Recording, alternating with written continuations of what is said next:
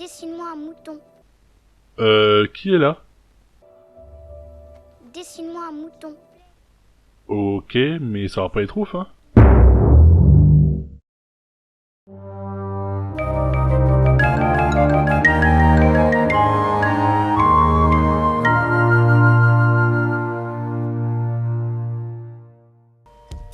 Bonjour à tous, et aujourd'hui nous allons parler d'un aviateur et écrivain français. Ce sera le premier français de la chaîne, et nous allons donc décortiquer la vie d'Antoine de Saint-Exupéry.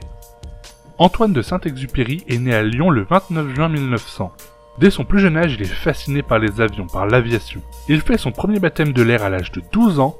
Très mauvais élève, le jeune Antoine décide de se concentrer sur la romance, et remporte d'ailleurs le prix de la narration de son lycée. Il crée d'ailleurs la surprise auprès de ses professeurs qui ne l'en pensaient pas capable. Il obtient son bac en 1917, mais il rate le concours de l'école navale et il est donc réorienté vers un régiment d'aviation à Strasbourg où il apprendra à piloter.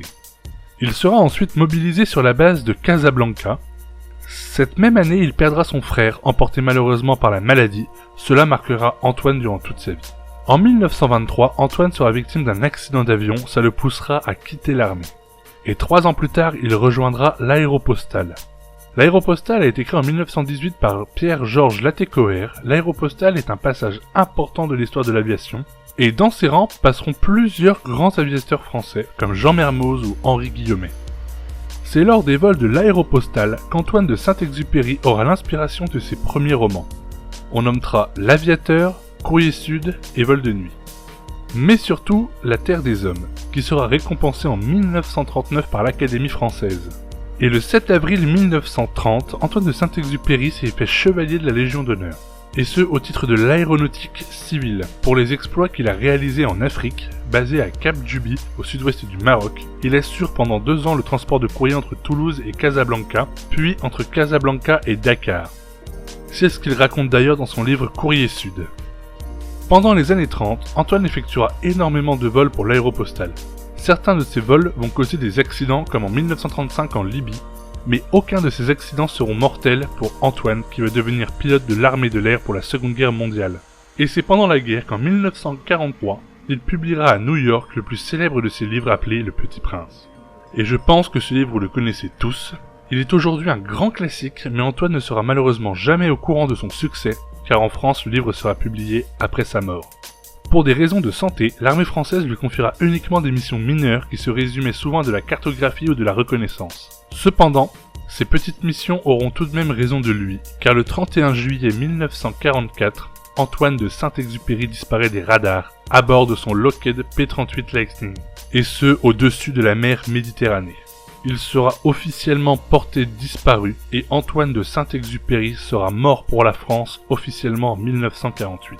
Et c'est 50 ans plus tard, en 1998, qu'on retrouve la trace de Saint-Exupéry.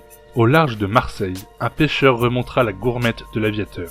Les dégâts présents sur la gourmette n'ont pas pu élucider les raisons de sa mort à 100%, mais les traces sur la gourmette et les dégâts ont permis d'établir l'hypothèse que l'avion a été abattu par un aéronef allemand. Commence alors une enquête archéologique qui s'avère difficile car 2 avions gisent au même endroit au fond de la mer. C'est lors de la découverte sur un des panneaux de turbocompresseur du numéro 2734, qui était le numéro de l'avion d'Antoine de Saint-Exupéry, et l'épave est donc enfin identifiée comme étant celle de l'aviateur. Elle sera remontée par l'association Aéro-RELIC, ce qui nous donne le sigle Aéro-Relique, et cette remontée a lieu entre le 1er et le 3 septembre 2003, après 2 ans de tractation auprès du gouvernement français pour obtenir l'autorisation de repêcher cette carcasse. Les vestiges de l'avion tant recherchés sont formellement identifiés. Le samedi 27 septembre 2003, et ce grâce au numéro de matricule retrouvé par le constructeur de l'appareil. Cependant, la remontée est partielle, certains morceaux de l'avion sont toujours au fond de la mer Méditerranée. Aujourd'hui, une partie de l'épave se trouve au musée du Bourget, le reste se trouve encore donc sous l'eau. Aujourd'hui, le corps d'Antoine de Saint-Exupéry n'est toujours pas retrouvé, et il ne le sera sans doute jamais. Antoine de Saint-Exupéry a été honoré au Panthéon français, avec une plaque commémorative. Son plus grand succès reste son livre Le Petit Prince, qui est le livre français le plus traduit et édité au monde. Et pour la petite anecdote, les dessins présents dans les éditions du Petit Prince ont aussi été réalisés par Antoine de Saint-Exupéry.